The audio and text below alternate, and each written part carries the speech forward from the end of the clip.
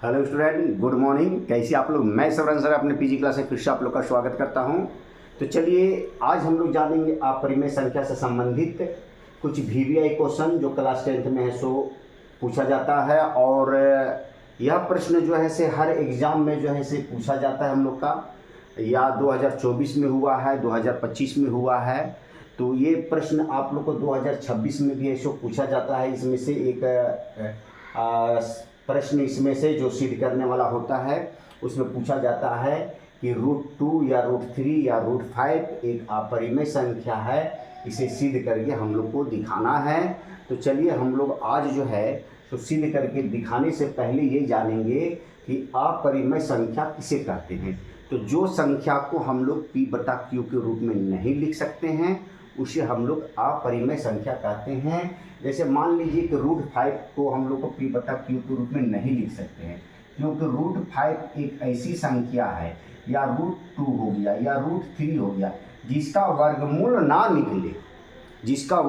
ना निकले उसे भी हम लोग अपरिमेय संख्या कहते हैं। तो आप लोग को इतना याद सिर्फ रखना है कि जिस संख्या का वर्गमूल नहीं निकलता है उसे हम लोग अपरिमेय संख्या कहते हैं।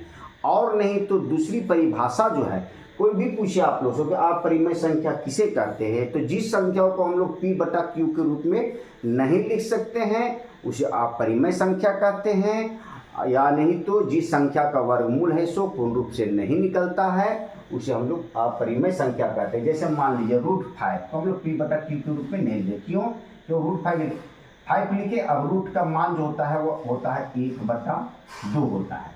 कितना होता है? 1/2। तो देखिए P/Q, इस पर जो ऐसे m पर पावर P/Q हो गया ये, तो P/Q नहीं है, इस पर भी आधार लगा हुआ, इसलिए यह एक अपरिमेय संख्या है। तो चलिए आज जानते हैं, आज हम लोग जानेंगे 2 या 3 प्रश्नों को ऐसे हल करेंगे, और 2-3 प्रश्न से आप लोग जो ऐसे, अगर हम आप लोग को √5 बता रहे हैं तो √3 हो, √2 हो, √7 हो, √11 हो, जो भी संख्या जिसका वर्गमूल ना निकले आप लोग उसको सिद्ध कर सकते हैं। तो सबसे पहले हम लोग जो है ऐसे हल लिखेंगे यहाँ पर, और चलिए हल करते हैं।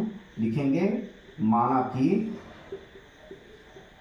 √5 एक परिमेय संख्या है। कौन संख्या है? परिमेय संख्या है। हम लोग माने हैं यहाँ पर √5 एक परिमेय संख्या, और हम लोग को लाना है कि यह एक अपरिमेय संख्या को सिद्ध करके। तो चलिए यहाँ पर लिखेंगे, या लिख सकते हैं, या का चिन्ह दे देंगे। √5 बराबर इधर लिखेंगे P/Q लिख दिए। अब P/Q लिखें, ये है क्या वास्तव में? तो यहाँ पर लिखेंगे जहाँ P/Q एक पूर्णांक संख्या है। कौन संख्या है? तो पूर्णांक संख्या है। तो पूर्णांक संख्या हम आप लोग को बता चुके हैं कि पूर्णांक संख्या किसे कहते हैं। तो चलिए आगे हम लोग लिखेंगे यहाँ दोनों तरफ वर्ग करने पर, दोनों तरफ वर्ग करने पर। वर्ग का मतलब होता है दोनों तरफ होल स्क्वायर, मतलब पावर 2 है से हम लोग करना है। तो √5 का है सो हम लोग पावर 2 कर दें होल स्क्वायर के लिए। उसी प्रकार P/Q का हम लोग होल स्क्वायर कर दें यहाँ पर। अब देखिए √5 के यदि हम स्क्वायर करते हैं तो 25 का वर्गमूल कितना हो जाएगा? 5 हो जाएगा। या लगा दीजिएगा आप लोग बराबर। P का स्क्वायर करेंगे तो P² हो गया, Q का स्क्वायर करेंगे तो Q² हो गया यहाँ पर हम लोग को। अब हम लोग लिखेंगे यहाँ पर, या 5 एक Q को हम लोग यहाँ ले आए, एक Q को हम लोग तिरछा गुना में ले आए, तो इधर बच गया हम लोग को P² और ये Q, एक Q का। देखिए Q गुना करेंगे कोर्स मल्टीप्लाई Q² आएगा। कितना आएगा? Q गुना करेंगे तो Q², 5 यहीं रह जाएगा, तो P²/Q² हो जाएगा। अब देखिए ये हम लोग का हो गया ये भिन्न संख्या, ये हो गया हम लोग का कौन सी संख्या? भिन्न संख्या। और ये हो गया हम लोग को पूर्णांक संख्या, जो गुना में रहता है पूर्णांक संख्या। जैसे हम लोग लिखते हैं 1/1/2, ये पूर्णांक और ये भिन्न संख्या इसको कहते हैं। अब यहाँ ये नहीं सोचता है कि भिन्न संख्या, तो इसमें भी एक पूर्णांक छिपा हुआ है, एक छिपा हुआ है, इसमें भी एक पूर्णांक छिपा है, तो पूर्णांक संख्या नहीं, इसको P/Q के रूप में है, ये हो गया भिन्न संख्या। अब देखिए, पूर्णांक संख्या और भिन्न संख्या आपस में कभी भी बराबर नहीं होता है, इस चीज़ को आप लोग को याद रखना होगा। तो हम लोग लिखेंगे चूंकि पूर्णांक संख्या बराबर को काट देंगे इस प्रकार, तो हम लोग इसको लिखते हैं बराबर नहीं है, और इंग्लिश में इसको बोलते हैं नॉट इक्वल टू, मतलब बराबर नहीं है। कौन संख्या? तो भिन्न संख्या, भिन्न संख्या ये आपस में बराबर नहीं है, इसलिए का चिन्ह दे देंगे। ये जो लाए हैं हम लोग का, जो बराबर लाए हैं 5q, ये भी बराबर नहीं होगा किसका? p² बटा q का बराबर नहीं होगा। तो जब ये आपस में बराबर हम लोग लाया और यहाँ पर ये नियम के अनुसार बराबर नहीं होगा, तो जो हम माने हैं यहाँ पर कि √5 एक परिमेय संख्या है, वो मान्यता हम लोग का गलत हो गया। तो यहाँ लिख देंगे, अतः हमारी मान्यता गलत है, गलत है। जब हमारी मान्यता गलत है, जो √5 एक परिमेय संख्या माने हैं तो गलत है, तो ये कौन सी संख्या हो गया? अपरिमेय संख्या। इसलिए √5 एक अपरिमेय संख्या है, इतना कर देंगे और यहाँ पर लिख देंगे प्रूव, मतलब सिद्ध हो गया कि ये एक अपरिमेय संख्या है। तो इस तरह से हम लोग को जो है से हल करना है। और आप लोग जिन बच्चों को ये पूर्ण रूप से समझ में नहीं आया है, इस क्वेश्चन को आप लोग 2 बार 3 बार यदि आप हल करते हैं तो आप लोग खुद ब खुद आप लोग को यह समझ में आने लगेगा। और फिर भी समझ में ना आए तो कमेंट्स बॉक्स में आप लोग लिखना ना भूलिए। तो यदि आप लोग को पहले प्रश्न का जो यदि हल अगर जिन बच्चों को समझ में आ गया, वो मेरे लिए लाइक कर दे, शेयर कर दे। और जो बच्चे पहली बार मेरी इस वीडियो को देख रहे हैं, वो सबसे पहले मेरे चैनल को सब्सक्राइब करें, ताकि आने वाले वीडियो आप लोग को समय से मिल सके और आप जो है से 2026 में होने वाला फाइनल एग्जाम में गणित में अच्छे मार्क्स लाए। तो चलिए अगले प्रश्न की ओर चलते हैं। तो यहाँ √5 है, यदि आप लोग का यहाँ पर √2 आ जाए, √3 आ जाए या √7 आ जाए, तो सेम इसी तरह से हम लोग को बनाना है। तो उम्मीद है कि आप लोग इस तरह से प्रश्नों को हल करके आप लोग कमेंट्स बॉक्स में है सो बताएं हमें, ताकि मैं ये भी जानना चाहता हूँ कि आप लोग जो बना रहे हैं वो किस तरह से बना रहे हैं, समझ में आया या नहीं आया है। तो चलिए अगले प्रश्न जो हम लोग को अपरिमेय संख्या संबंधित है, वो प्रश्न हम लोग जानेंगे।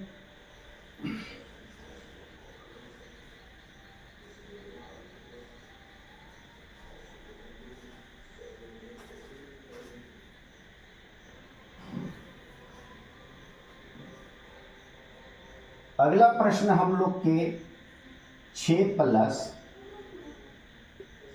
√3 अगर लिखा हुआ रहे कि यह एक अपरिमेय संख्या है, या माइनस में रहे या प्लस में रहे, तो इस तरह के प्रश्नों को हम लोग कैसे हल करेंगे। उसी प्रकार हम लोग सबसे पहले हल लिख देंगे और मानेंगे, माना कि 6 + √3 एक अपरिमेय संख्या है।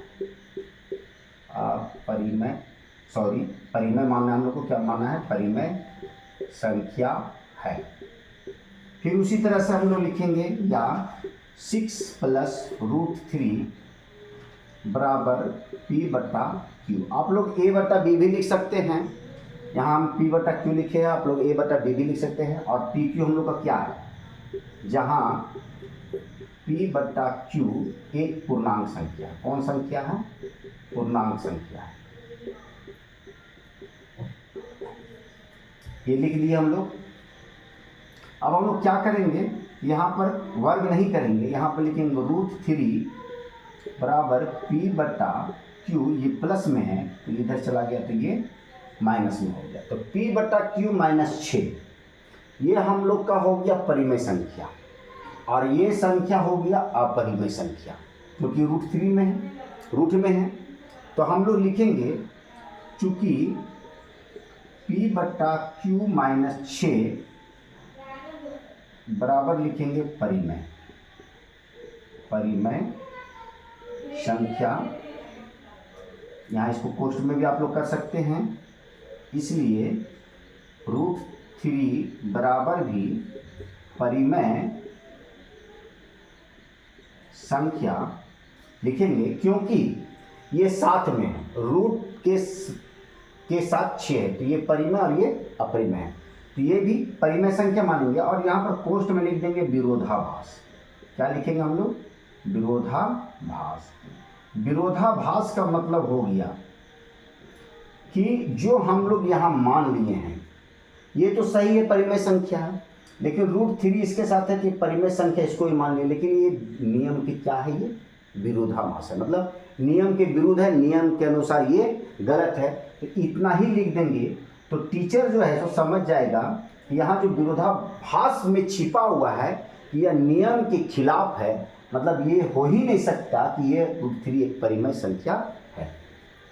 तो यहाँ पर हम लोग लिख देंगे, अतः हमारी मान्यता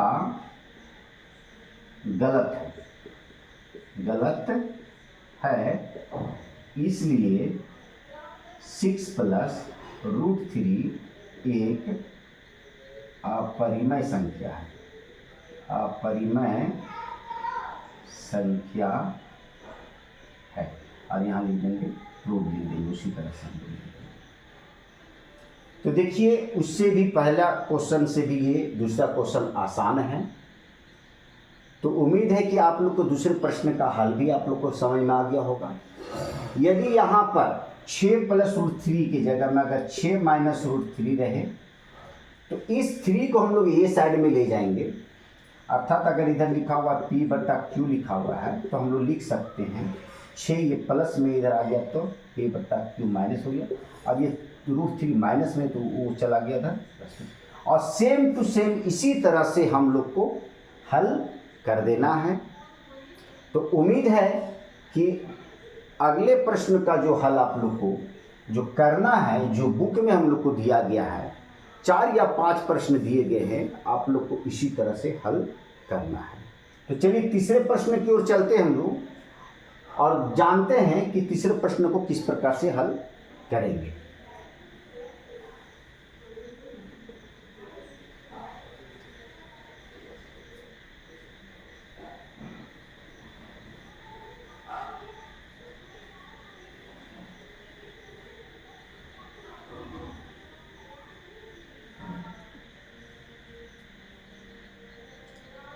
(7√5) अगर लिखा हुआ है कि 7√5 एक अपरिमेय संख्या, तो इसको कैसे?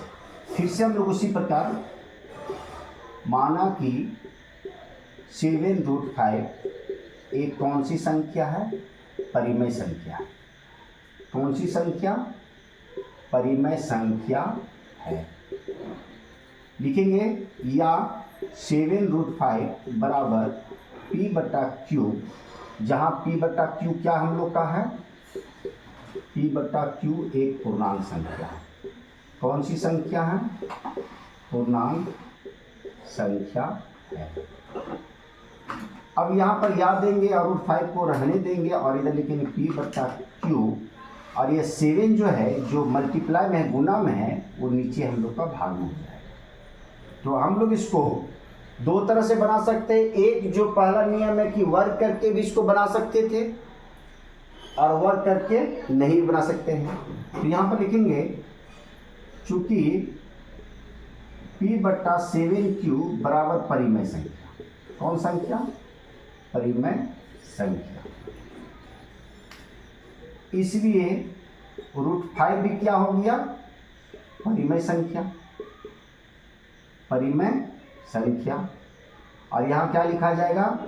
विरोधाभास। क्या लिखा गया? ये मतलब ये नियम के विरुद्ध हो गया, क्योंकि ये साथ में है। √5 और 7 परिमेय और √5 एक अपरिमेय। इसलिए क्या मानेंगे? अतः हमारी मान्यता क्या है? अतः हमारी मान्यता गलत है, इसलिए 7√5 एक अपरिमेय संख्या है, लिख देंगे और यहाँ लिख देंगे, क्या लिख देंगे। तो उम्मीद है कि ये तीसरे प्रश्न का जो आप लोग का हल जो है सो समझ में आ गया होगा। आज जो ऐसे 3 प्रश्न जो हम बताए हैं, उम्मीद है आप लोग से कि पूर्ण रूप से आप लोग को समझ में आ गया। और जिन बच्चों को ये समझ में नहीं आया हो वो कमेंट्स बॉक्स में लिखना ना भूलें, ताकि मैं आने वाले वीडियो में और भी अच्छे तरह से इसे बता सकूं। तो चलिए, यदि आप लोग को यह पूर्ण रूप से समझ में आ गया तो मेरे लिए लाइक कर दे, शेयर कर दे, और जो बच्चे पहली बार मेरे वीडियो को देख रहे हैं वह सबसे पहले मेरे चैनल को सब्सक्राइब करें और बेल बटन दबाना ना भूलें। यदि आप बेल बटन दबाते हैं तो मेरा नोटिफिकेशन अर्थात मेरा आने वाला वीडियो सबसे पहले आपके पास पहुंचेगा और आप जैसे मैथ में अच्छे तरह के नियम से अपने मैथ को सरल कर सकते हैं और अच्छे मार्क्स ला सकते हैं। चलिए फिर मिलते हैं नए वीडियो के साथ, तब तक के लिए have a nice day, good day, take care.